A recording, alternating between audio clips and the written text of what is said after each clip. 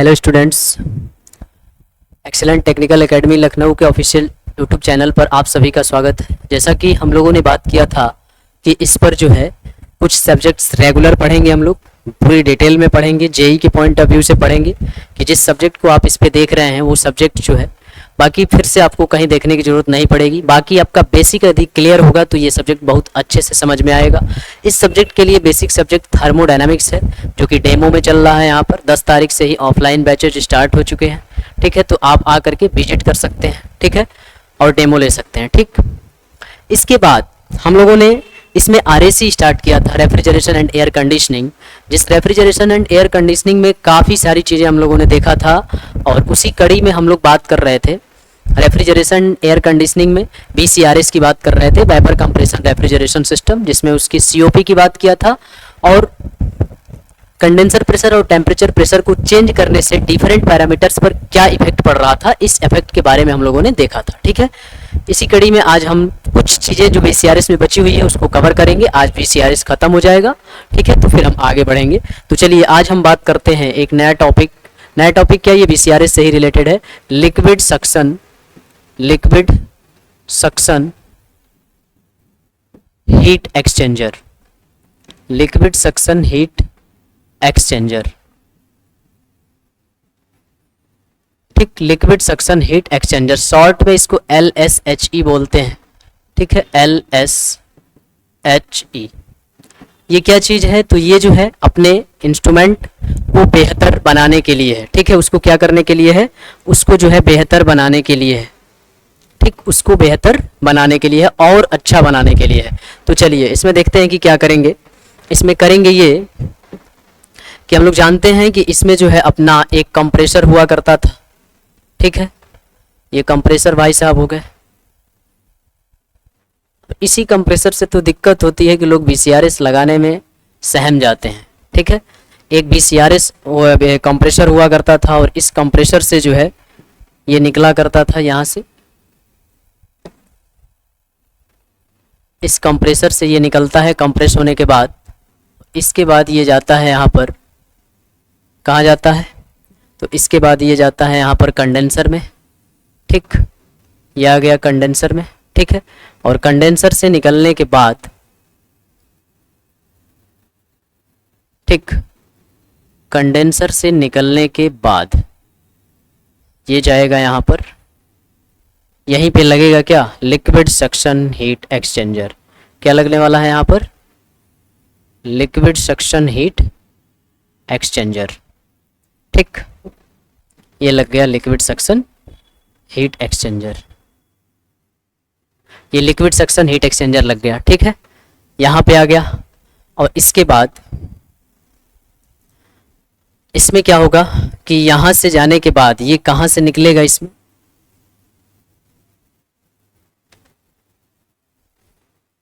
ऐसे निकलेगा ये, ठीक। और निकलने के बाद ये जो है कहाँ जाएगा, ये जाएगा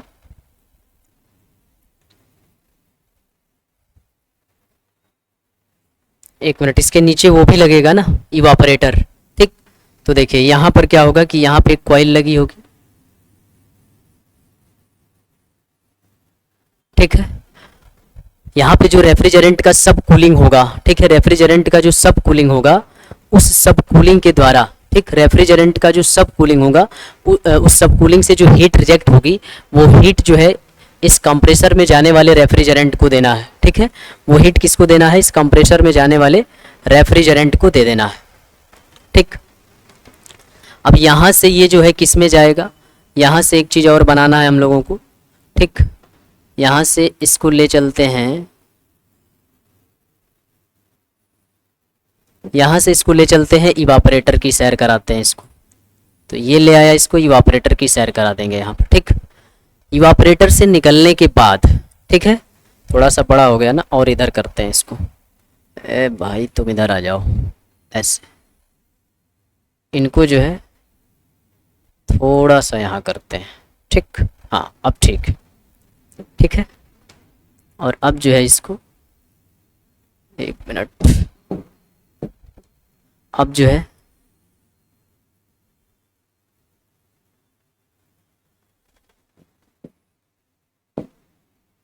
अब जो है इसको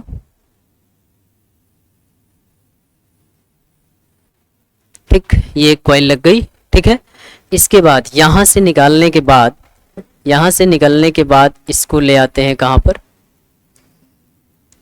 इसको ले आते हैं इसमें। ठीक, और ये क्या करेगा इसमें आकर के, अच्छा हो गया।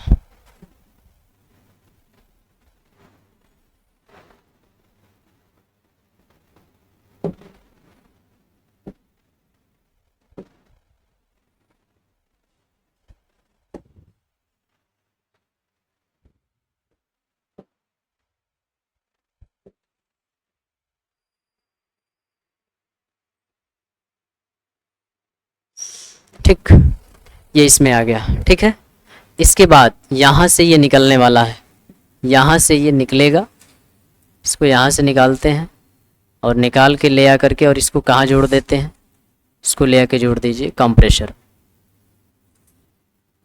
ठीक, कंप्रेसर में जोड़ दिया, और यहाँ पर जो है एक कॉइल। ठीक है, चलिए अब बन गया ये डायग्राम। ठीक, ये क्या है, तो ये है कंडेंसर।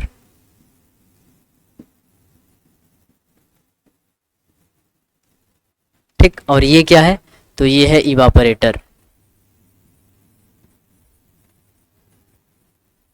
ठीक, बाकी इसको तो आप लोग जानते हैं बरसों से। ये क्या है, कंप्रेशर। ये है कंप्रेशर। और अच्छा, यहाँ पर एक चीज़ छूटा हुआ है, एक्सपेंशन वाल्व हम लोगों ने छोड़ दिया। ठीक, तो एक्सपेंशन वाल्व लगा देते हैं। ठीक, लगा दीजिए एक्सपेंशन वाल्व, एक्सपेंशन वाल्व लगा देंगे यहाँ पर।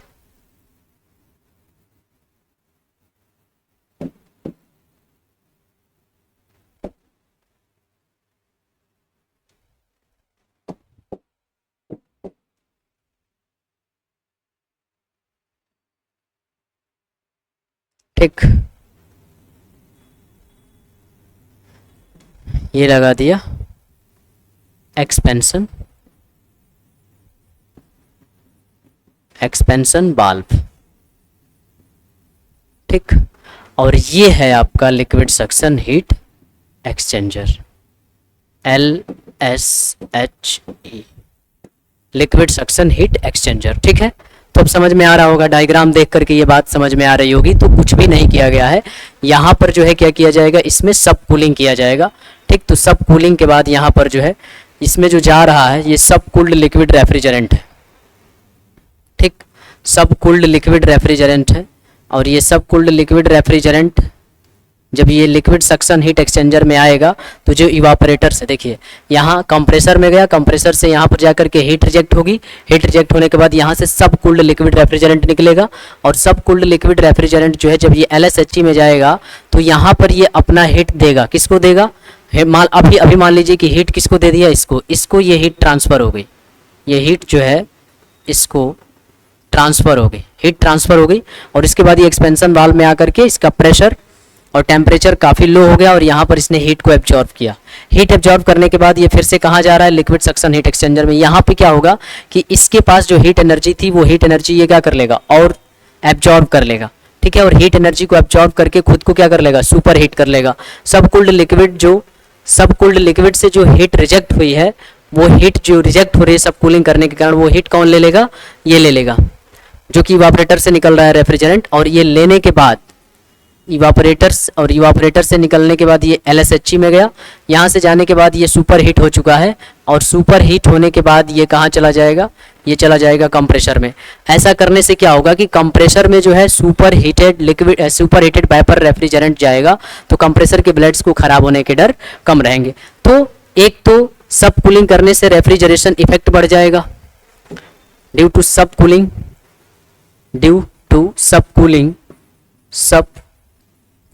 कूलिंग करने से रेफ्रिजरेशन इफेक्ट क्या हो जाएगा, वो बढ़ जाएगा।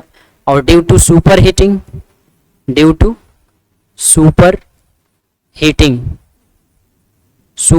करने से क्या होगा, ठीक, सुपर हीटिंग करने से क्या होगा, तो सुपर हीटिंग करने से इसमें ये हो जाएगा कि सुपर हीटेड वेपर, सुपर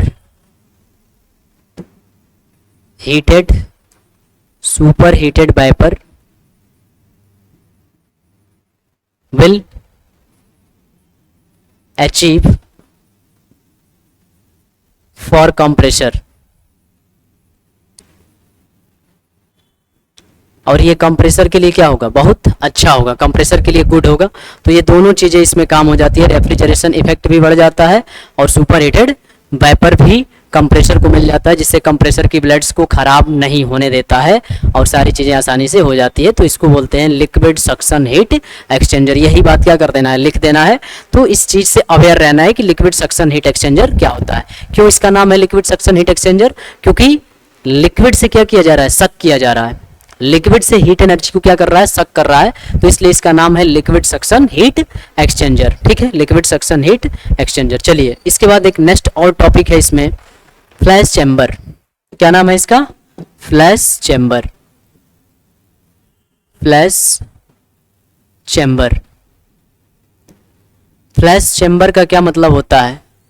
यदि हम फ्लैश चैम्बर की बात करें तो फ्लैश चैम्बर क्या होता है, बिल्कुल अभी जितना डायग्राम बनाया था हमने वो सारी चीज़ें बिल्कुल वैसे ही होती हैं। उसमें से कुछ कॉमन कर लेते हैं, एक मिनट, यहाँ से कुछ चीज़ें कॉमन कर लेते हैं, लेकिन कॉमन नहीं हो पाएगा, चलिए बना ही लेते हैं।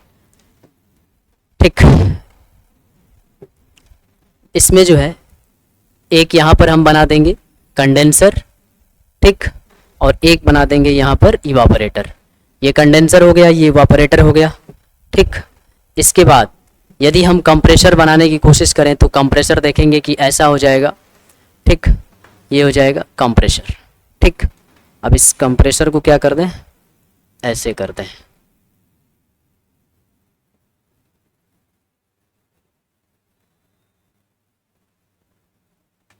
ठीक, ये हो गया कंप्रेसर। ठीक, और कंप्रेसर बनाने के बाद यहाँ पर क्या बना दें, तो यहाँ पर बना देते हैं एक एक्सपेंशन वाल्व। बाकी इन सबको जोड़ देते हैं। ठीक है, जोड़ दीजिए इन सबको।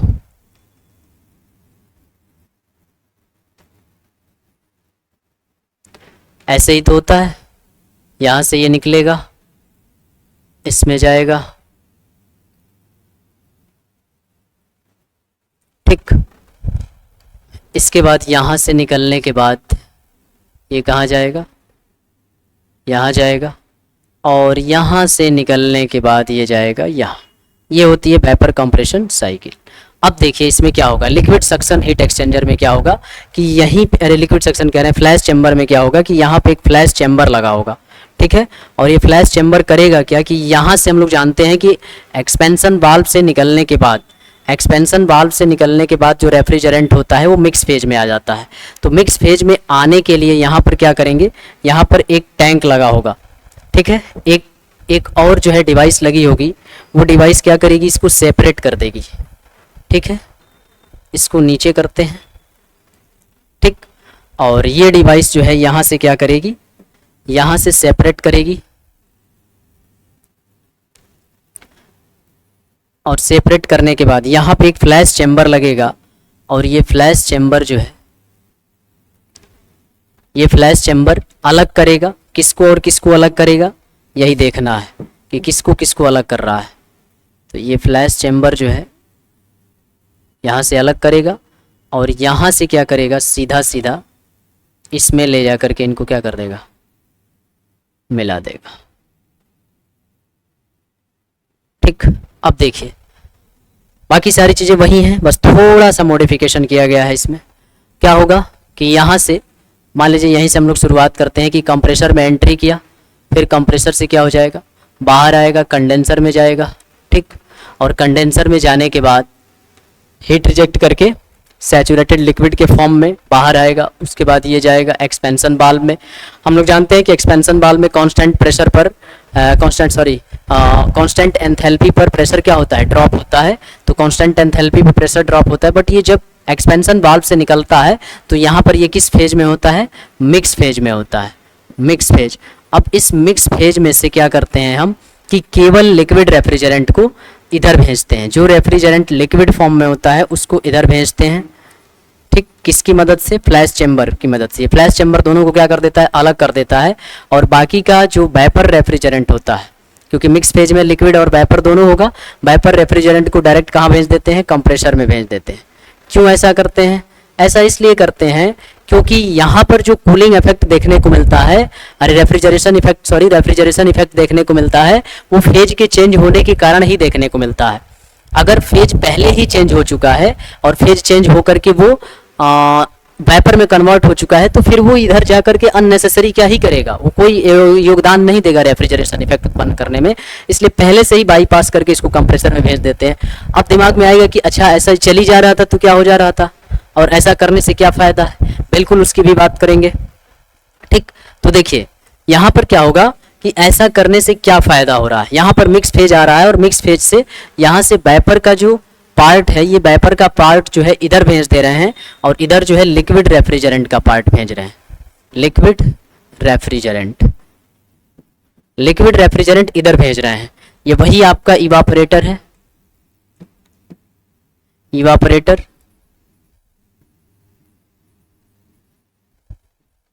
ठीक, और ये है फ्लैश चैम्बर जिसकी हम लोग बात कर रहे हैं।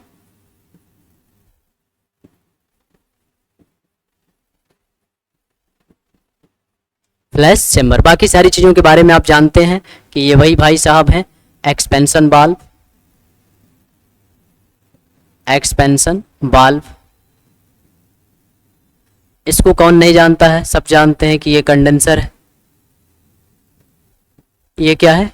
कंडेंसर। और इसको भी सब लोग जानते हैं कि ये क्या है? ये कंप्रेसर है।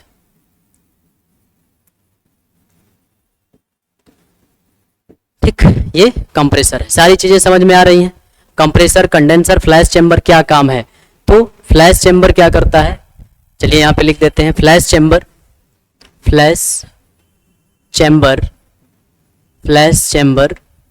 Separate the liquid and vapor refrigerant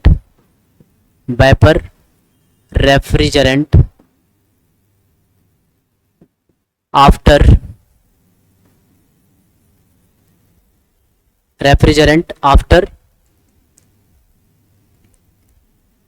expansion valve. Flash chamber separate the liquid and vapor refrigerant coming from the flash chamber, coming from the expansion valve, coming from expansion valve। मतलब कि flash chamber जो है expansion valve से आने वाले, ठीक, liquid और vapour refrigerant को क्या कर देता है? अलग कर देता है। अब इससे फायदा क्या होता है? तो इससे फायदा ये होता है कि इवापोरेटर के कॉइल की लेंथ क्या हो जाती है? कम हो जाती है। तो यहाँ पे हो जाएगा कि due to low amount of liquid refrigerant, due to unnecessary vapour, due to unnecessary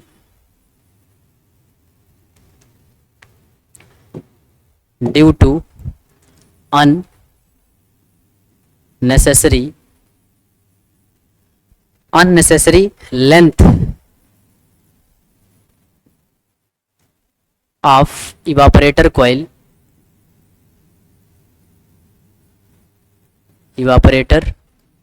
coil is saved।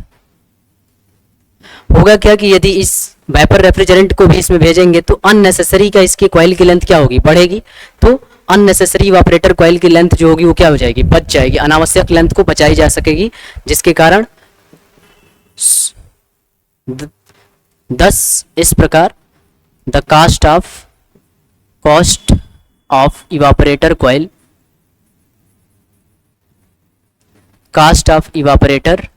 Coil will be reduced। Evaporator coil की कॉस्ट क्या हो जाएगी? रिड्यूस हो जाएगी। समझ में आ रही है बात कि फ्लैश चैम्बर जो है सेपरेट कर देता है लिक्विड और वेपर रेफ्रिजरेंट को, ठीक है, और मिक्स फेज जो निकलता है एक्सपेंशन वाल्व के बाद मिक्स फेज के लिक्विड और वेपर रेफ्रिजरेंट को सेपरेट कर देता है, जिसके कारण जो है अननेसेसरी का वेपर रेफ्रिजरेंट इसमें नहीं आता है, क्योंकि यहाँ पर लिक्विड ही चाहिए, लिक्विड ही अपनी फेज चेंज करके आसपास की हीट को क्या कर लेता है, एब्जॉर्ब कर लेता है, तो वेपर बनता है और वेपर बन के इधर से निकल जाता है। ऑलरेडी कोई वेपर है यहाँ पर, तो उसको फिर इधर आने की क्या जरूरत है, इसको सीधा कंप्रेसर में भेजो, अननेसेसरी का इसके लेंथ को बढ़ाएगा आकर के, क्योंकि ज्यादा मात्रा में यदि रेफ्रिजरेंट आएगा तो उसके लिए उसकी लेंथ क्या होनी चाहिए, ज्यादा होनी चाहिए, और ये काफी महंगी ट्यूब होती है, जो इसके अंदर इवापोरेटर की ट्यूब लगी होती है वो काफी महंगी होती है, अतः इसकी लेंथ छोटी होगी अगर, तो इसकी कॉस्ट क्या हो जाएगी, कम हो जाएगी। तो ये मतलब होता है फ्लैश चैम्बर का। आई थिंक समझ में आया होगा आपको, जिसको भी कंफ्यूजन है वो वीडियो पीछे करके देखेगा तो बिल्कुल अच्छे तरीके से समझ में आ जाएगा। जो लोग पिछले लेक्चर्स को देखे हुए हैं उनको और बढ़िया समझ में आएगा, तो आपसे गुजारिश है कि आप जा करके पिछले लेक्चर्स को क्या करें, देखें। ठीक, चलिए नेक्स्ट हम लोग बात करेंगे इसमें। नेक्स्ट जो टॉपिक है वो है इसमें cascade refrigeration system. Cascade refrigeration cascade refrigeration system. चलिए अब कैस्केड रेफ्रिजरेशन सिस्टम की बात करते हैं। पहले बना लेते हैं कैस्केड रेफ्रिजरेशन सिस्टम। ठीक, देखिए इसमें क्या होगा कि एक कंडेंसर यहाँ लगा होगा, ठीक है, और एक इवापोरेटर यहाँ लगा होगा। ठीक है, एक कंडेंसर यहाँ लगा होगा, एक इवापोरेटर यहाँ लगा होगा, और एक इवापोरेटर जो है यहाँ लगा होगा। ठीक, अब कंप्रेसर भी लगेंगे इसमें, एक कंप्रेसर यहाँ लगेगा और एक कंप्रेसर यहाँ लगेगा। ठीक है,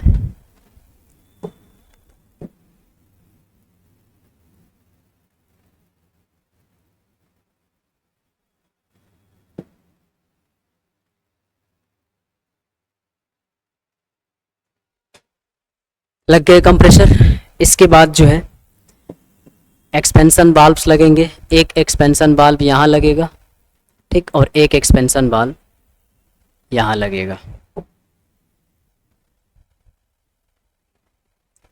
ठीक,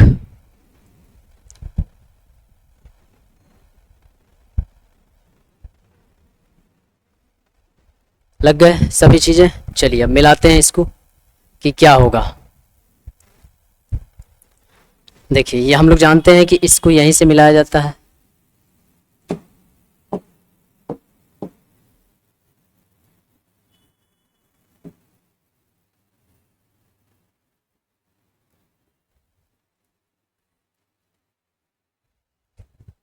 ठीक,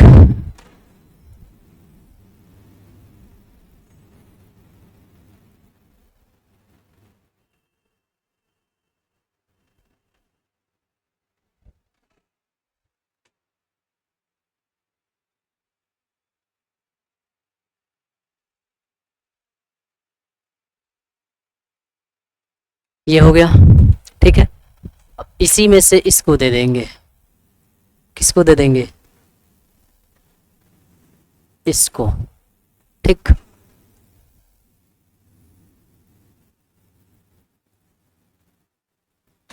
ये दे दिया, इसके बाद इसको जोड़ देंगे।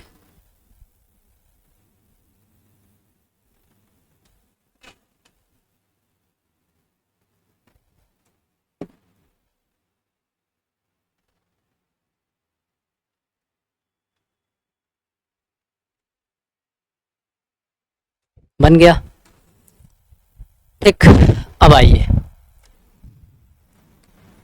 ये एक्सपेंशन वाल्व्स हैं।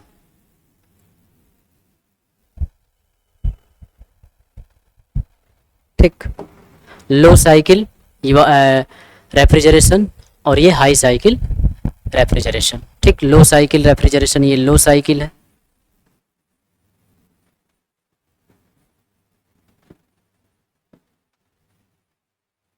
लो साइकिल रेफ्रिजरेशन, और यहाँ पर है हाई साइकिल रेफ्रिजरेशन।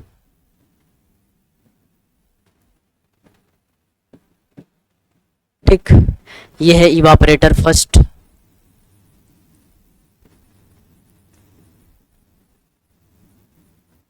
ठीक, ये एक्सपेंशन वाल्व फर्स्ट,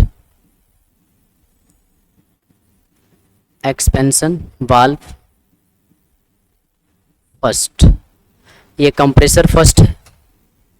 एक मिनट, कंप्रेसर में जो है ये थोड़ा सा हमने उल्टा कर दिया है, इसको जो है यहाँ से ले आइए,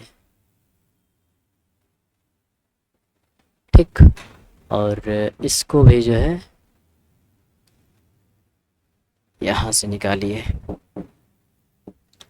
और अब जो है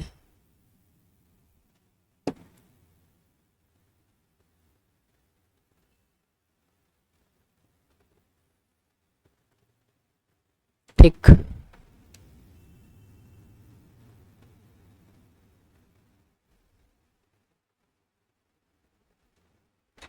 ठीक है, हाँ अब ठीक है, ठीक, ये जो है कंप्रेसर फर्स्ट,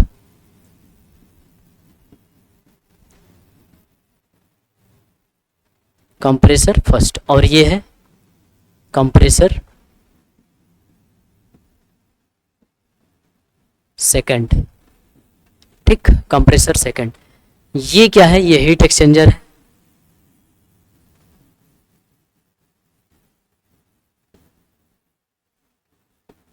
और ये क्या है, condenser.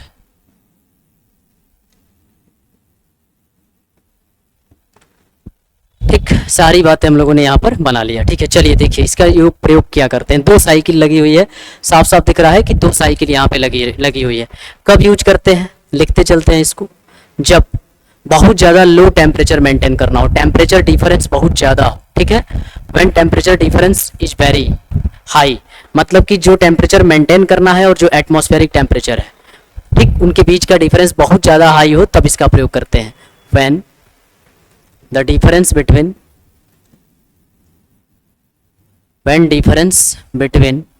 maintained temperature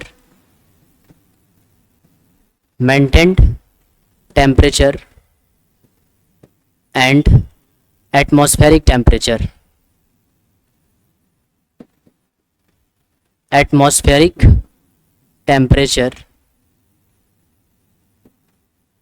is more then this refrigeration is used।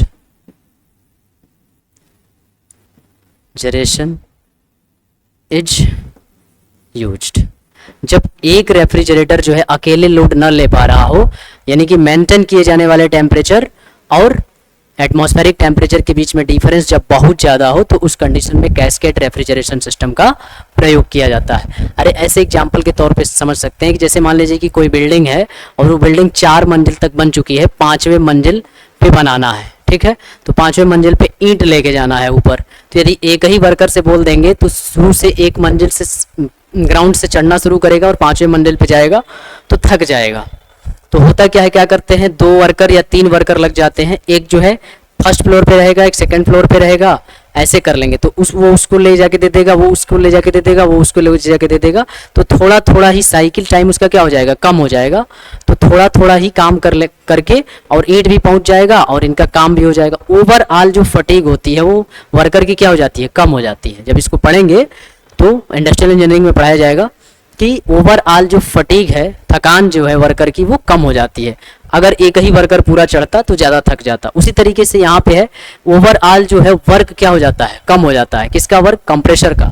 यहाँ पे overall work of compressor, overall work of compressor, overall work of compressor is reduced. Compressor का ओवरऑल वर्क रिड्यूस हो जाता है। टोटल वर्क क्या हो जाएगा, टोटल वर्क की अगर हम बात करें तो टोटल वर्क WT बराबर WC1 प्लस WC2, ठीक। और रेफ्रिजरेशन इफेक्ट क्या होगा, अब देखिए ये पहली लोअर साइकिल जो है यहाँ से हीट लिया कंप्रेसर से, ये यहाँ से क्या करेगा, हीट रिजेक्ट करेगा, यानी कि यहाँ से जो है ये हीट रिजेक्ट करेगा, और जो हीट ये रिजेक्ट करेगा इसका जो कंडेंसर, ये इसके कंडेंसर की भांति व्यवहार कर रहा है, तो इसका जो हीट रिजेक्ट करेगा ये इसका इवापोरेटर बन गया है, ऊपर वाली का ये इवापोरेटर है और नीचे वाली का ये कंडेंसर है। तो जो ये हीट रिजेक्ट करेगा वो क्या कर लेगा, एब्जॉर्ब कर लेगा, यानी कि पहले जो है ये हीट एब्जॉर्ब करेगा और यहाँ पर इसका कंडेंसर में जो हीट है वो हीट क्या करेगी, इसको एक मिनट, इसको ऐसे समझ में थोड़ा अच्छा आएगा।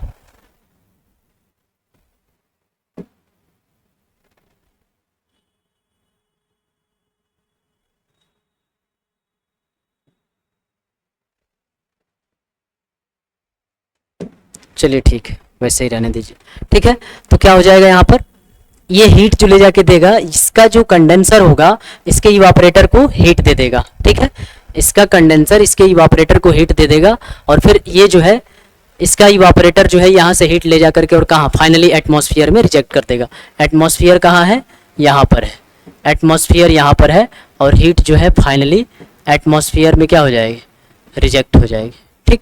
तो यहाँ से हीट एब्जॉर्ब करी जाएगी और ये हीट कहाँ पहुँच जाएगी, फाइनली एटमॉस्फेयर में जाकर के रिजेक्ट हो जाएगी, ठीक। तो ये चीज़ होती है। तो ऐसा करने से ओवरऑल वर्क क्या हो जाता है, कम हो जाता है। तो यहाँ से जो हीट निकाली गई है वो मान लेते हैं कि यहाँ से जो हीट निकाला गया QE1 निकाला गया, तो यही तो ओवरऑल रेफ्रिजरेशन इफेक्ट है, यहीं पे तो ठंडक जनरेट हो रही है, तो ये QE1 है। बाकी यहाँ पर जो ये हीट रिजेक्ट किया वो क्या हो जाएगा, QC1, ठीक, वो क्या हो जाएगा, QC1। इसको ऐसे कर देते हैं, थोड़ा अच्छा समझ में आएगा, ठीक है। देखिए क्या करेंगे, यहाँ पर जो है एक कॉइल इसकी लगी होगी,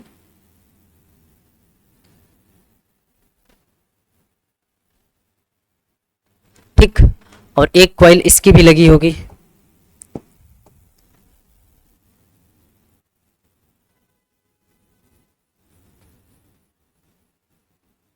ठीक। तो ये क्या करेगा, ये जो है ये हीट जो है इसको दे देगा, इसमें से हीट जो है इसको जाएगी, तो इसने जो हीट दिया वो हीट जो है वो QC1 है, और ये क्या हो गया, ये जो एब्जॉर्ब किया वो क्या हो जाएगा, QE2, और फाइनली ये यहाँ पे क्या हीट निकाल देगा, QC2, ठीक। समझ में आया, मतलब कि हम क्या लिख सकते हैं, QC1 यानी कि पहले वाले के कंडेंसर के द्वारा हीट रिजेक्ट, मतलब कि ये QC1 क्या है, heat rejected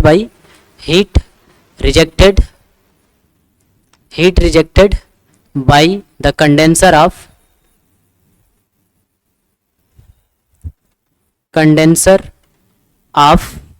lower cycle, lower cycle के कंडेंसर के द्वारा जो हीट रिजेक्ट की जाएगी वो है ये, और QE2 क्या है, ये है heat absorbed by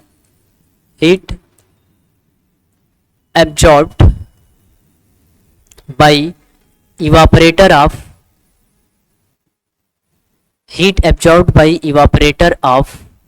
higher cycle, higher temperature की जो साइकिल है, ठीक, उसके द्वारा। तो यहां से दिख रहा है कि जो हीट ये निकालेगा उसी हीट को ये क्या कर लेगा, एब्जॉर्ब कर लेगा। तो यहां से क्या हो जाएगा, QC1 बराबर QE2, एक रिलेशन ये मिला। ओवरऑल रेफ्रिजरेशन इफेक्ट की बात करें तो रेफ्रिजरेशन इफेक्ट बराबर है QE1, ठीक। और टोटल वर्क क्या है, टोटल वर्क बराबर WC1 प्लस WC2, ये है टोटल वर्क। तो COP बराबर क्या हो जाएगा, COP हम लोग कंप्यूट कर सकते हैं यहाँ से, ठीक। यहां से जो है COP निकाल सकते हैं, COP, ठीक। COP बराबर refrigeration effect divided by work done, ठीक। तो यहां से COP बराबर हो जाएगा, रेफ्रिजरेशन इफेक्ट जो है वो है QE1 divided by WC1 plus WC2, ये हो जाएगा रेफ्रिजरेशन इफेक्ट, ठीक। आई थिंक समझ में आया होगा, ठीक है।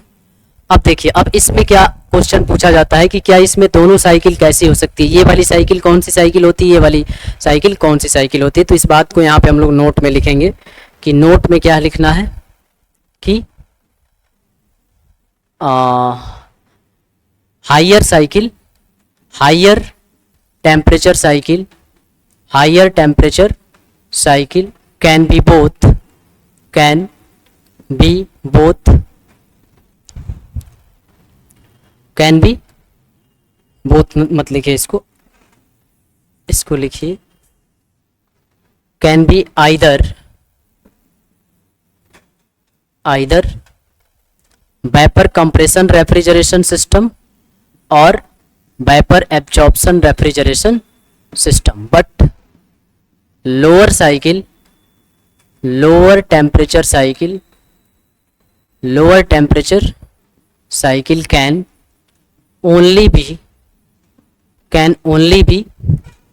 vapor compression refrigeration system because क्या हो जाएगा, because vapor absorption refrigeration system cannot maintain very low temperature.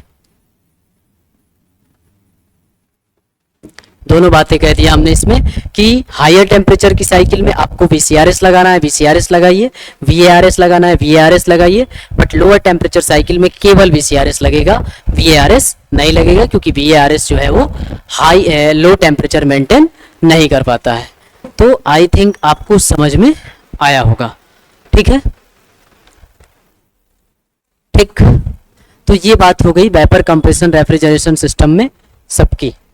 किसकी किसकी बात हो गई, कैस्केड, इसी को कैस्केड रेफ्रिजरेशन सिस्टम कहते हैं। इसको दिमाग में ऐसे बैठा सकते हैं कि एक ही काम जो है व्यक्ति लंबे समय तक कर रहा है, ज़्यादा दूरी तक तो थक जाएगा, उसी को पार्ट पार्ट में तोड़ देंगे तो थोड़ा सा उसकी आसानी हो जाएगी और फटीग कम हो जाएगा। उस तरीके से यहाँ ओवरऑल वर्क जो है वो क्या हो जाता है, रिड्यूस हो जाता है, और ओवरऑल वर्क के रिड्यूस होने की वजह से क्या हो जाता है, COP क्या हो जाती है, बढ़ जाती है। चलिए अब हम बात करेंगे, तो ये पढ़िएगा आप लोग, ठीक है। अब हम बात करेंगे आगे VARS सिस्टम। VARS सिस्टम की थोड़ी सी बात कर लेते हैं। VARS यानी कि vapour absorption refrigeration system, vapour absorption, vapour absorption refrigeration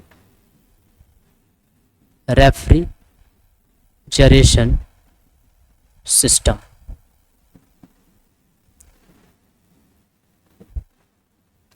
vapour absorption refrigeration system. सबसे बड़ी प्रॉब्लम क्या थी, सबसे बड़ी प्रॉब्लम VCRS के साथ में क्या थी, VCRS जो था वेपर कंप्रेशन रेफ्रिजरेशन सिस्टम, इसके साथ जो सबसे बड़ी प्रॉब्लम थी, अच्छा पहले इसके एडवांटेज की बात करते हैं कि इसमें क्या क्या एडवांटेज था। तो इसके अगर एडवांटेज की बात करेंगे, एडवांटेज, ठीक, तो इसके एडवांटेज में काफ़ी कुछ चीज़ें शामिल हैं कि इजीली स्टार्टेड, ठीक, क्विक रिस्पॉन्सेस होता है, quick responsive, quick responsive, portable भी होता है, छोटा छोटा भी आता है, पोर्टेबल, ठीक, पोर्टेबल होता है, ठीक है। इसका सबसे बड़ा डिसएडवांटेज क्या है, डिसएडवांटेज, इसके डिसएडवांटेज की अगर बात करेंगे तो इसका एक ही डिसएडवांटेज और सबसे बड़ा डिसएडवांटेज ये है कि ये जो है consume high grade energy, high grade energy, ठीक, ये क्या करता है, हाई ग्रेड एनर्जी, ठीक। ये किसकी बात चल रही है, VCRS की, VCRS का है ना कि VARS का, ठीक। तो हाई ग्रेड एनर्जी में क्या कंज्यूम करता है, ये वर्क कंज्यूम करता है, ठीक है। और वर्क कंज्यूम करने के लिए वर्क किसको दिया जाता है, वर्क जो दिया जाता है ये कंप्रेसर को दिया जाता है, और कंप्रेसर जो है, कंप्रेसर को चलने के लिए वर्क चाहिए, और इसके लिए इसको क्या देना पड़ेगा, इलेक्ट्रिसिटी, बिजली देनी पड़ती है। और इसीलिए बिजली की बिल ज़्यादा आती है। तो लोग जो है एसी एक बार में इन्वेस्ट करके लगा तो लेंगे, बट रनिंग कास्ट भी इसकी क्या होती है, ज़्यादा हो जाती है। इसलिए रनिंग कास्ट जो होती है पर महीने की जो बिल आती है, रनिंग कॉस्ट, ये रनिंग कॉस्ट क्या हो जाती है, बढ़ जाती है। ठीक है, रनिंग कास्ट क्या हो जाएगी, बढ़ जाएगी। ठीक, इस रनिंग कास्ट के बढ़ने की वजह से ही लोग एसी अफोर्ड नहीं कर पाते हैं। अदरवाइज कैसे भी करके लोग क्या कर लें, एक बार खर्च करके एसी लगवा ले। और जो लोग लगवा भी लेते हैं, जिनको प्रॉब्लम होती है, वो कंटिन्यूअस एसी नहीं चलाते हैं, कुछ घंटे तक चलाएंगे, जब रूम चिल्ड हो जाएगा, ठंडा हो जाएगा तो बंद कर देंगे, फिर चलाएंगे, फिर बंद कर देंगे, ऐसे करके काम चलाते हैं। क्योंकि कंटिन्यूअस चलने पर कंप्रेसर को लगातार इलेक्ट्रिसिटी यानी कि बिजली चाहिए, जिसके कारण ये क्या करेगा, वर्क कंज्यूम करेगा, और वर्क कंज्यूम करने के बाद रेफ्रिजरेशन इफेक्ट देगा। हम लोगों ने बात किया था कि ये सब वर्क कंज्यूमिंग डिवाइस होती है, इससे वर्क हमको मिलेगा नहीं, इसको वर्क देना पड़ेगा। क्योंकि हम नेचर के विरुद्ध जा रहे हैं, हम क्या कर रहे हैं, लोअर टेम्परेचर से हीट को निकाल करके हायर टेम्परेचर पर फेंक रहे हैं, जो कि प्रकृति के विरुद्ध है। अगर आप ऐसा करना चाहते हैं तो आपको क्या करना पड़ेगा, बाहर से वर्क देना पड़ेगा। थर्मोडायनामिक के सेकंड लॉ में यही बात लिखा था, किसने, क्लासियस स्टेटमेंट में ये बात लिखी गई है कि it is impossible to construct a device which can deliver heat energy from lower temperature to higher temperature without aid of any external agency. यानी कि बिना किसी एक्सटर्नल एजेंसी के जोड़े हुए हीट एनर्जी को लोअर टेम्परेचर से हायर टेम्परेचर पर रिजेक्ट करना क्या होता है, इम्पॉसिबल होता है। इसका मतलब कि हीट एनर्जी को यदि आप हायर टेम्परेचर से लोअर टेम्परेचर से हायर टेम्परेचर पर रिजेक्ट करना चाह रहे हैं, नेचर के अगेंस्ट जा रहे हैं, तो आपको वर्क कंज्यूम करना पड़ेगा। और उस वर्क कंज्यूम करना पड़ेगा मतलब कि सिस्टम में वर्क देना पड़ेगा, और सिस्टम में वर्क जो है वो कंप्रेसर को देना पड़ता है, और कंप्रेसर को चाहिए वर्क, और वर्क के लिए उसको देना पड़ेगा इलेक्ट्रिसिटी यानी कि बिजली, और बिजली यदि खपत होगी तो बिल आएगी, और बिल आएगी तो खर्चा बढ़ेगा। ठीक है, तो इसके लिए कमाना पड़ेगा, और कमाना पड़ेगा तो पढ़ना पड़ेगा, और पढ़ना पड़ेगा तभी नौकरी लगेगी, तब जाके एसी लगेगी। ठीक, दैट इज पूरा साइकिल है ये। ठीक है, पूरी साइकिल में है, तब जाकर के कंफर्ट मिलेगा। ठीक है, तो कभी आप मेहनत करेंगे, ठीक है, तो वो मेहनत जाकर के आगे भविष्य में किस में कन्वर्ट होगा, कंफर्ट में कन्वर्ट होगा। दैट इज साइकिल, पूरी साइक्लिक प्रोसेस है। ठीक है, तो ये बात हो गई। तो यही चीज, यही प्रॉब्लम को क्या करेंगे हम, VARS में हटाएंगे। जो मेन प्रॉब्लम है, इस प्रॉब्लम को वेपर एब्जॉर्प्शन रेफ्रिजरेशन सिस्टम में हटाएंगे, जो ये हाई ग्रेड एनर्जी कंज्यूम कर रहा है। यहाँ पे हम हाई ग्रेड एनर्जी ना दे करके उसमें लो ग्रेड एनर्जी देंगे। इसमें कौन सी एनर्जी देंगे, low grade energy, low grade energy. और लो ग्रेड एनर्जी जो लोग पढ़े हुए हैं थर्मो, उनको बहुत अच्छे से पता होगा कि लो ग्रेड एनर्जी क्या होती है, हीट एनर्जी होती है। तो यहाँ पे हीट एनर्जी दे करके काम किया जाता है। तो VARS में हम लोग बहुत डिटेल में पढ़ेंगे कि VARS जो होता है वो कैसे काम करता है, लो ग्रेड एनर्जी कहाँ कंज्यूम करता है, कहाँ से लो ग्रेड एनर्जी आ जाती है। कूड़ा करकट खरपतवार जला देंगे, हीट आग लगा देंगे, हीट जनरेट हो जाएगी, लो ग्रेड एनर्जी मिल गई, उसी से काम चला लेते हैं। ठीक है, इसलिए वेपर एब्जॉर्प्शन रेफ्रिजरेशन सिस्टम का जो इंस्टॉलेशन कॉस्ट होती है वो काफ़ी ज़्यादा होती है, बट एक बार इंस्टॉल हो गया तो ये क्या हो जाएगा, इसकी जो रनिंग कास्ट आती है वो बहुत कम आती है। और इसलिए जो है बड़े बड़े पैमाने पर जो है साधारणतया VARS लगा होता है, बट डोमेस्टिक पर्पज से सबसे ज़्यादा VCRS यूज होता है, वेपर कंप्रेशन रेफ्रिजरेशन सिस्टम। तो आप लोग पढ़ते रहिए, ठीक है, इसी तरीके से जोश और जुनून के साथ, ठीक, लगातार मेहनत करते रहिए, मंजिल जरूर मिलेगी। ठीक है, कंटिन्यूटी और हार्ड वर्क दोनों होना चाहिए, बाकी सक्सेस का कोई शॉर्टकट नहीं है। इस बात को मन में, दिल में, दिमाग में, खून में, हर जगह घुसा लीजिए, जरूर सक्सेस मिलेगी। ठीक है, तो अब इसके बाद हम लोग कल जो है फिर इसी अंदाज में VARS की बात करेंगे, वेपर एब्जॉर्प्शन रेफ्रिजरेशन सिस्टम, और इलेक्ट्रिसिटी को बचाएंगे और देखेंगे कि कैसे ये चीज़ें काम करती है। और इतना सब कुछ होने के बाद भी, रनिंग कास्ट कम होने के बावजूद भी हम देखेंगे कि क्यों नहीं हम VARS भी अफोर्ड कर पाते हैं। ठीक है, चलिए तब तक के लिए थैंक यू, आप लोग पढ़ाई करते रहिए। Okay, thank you.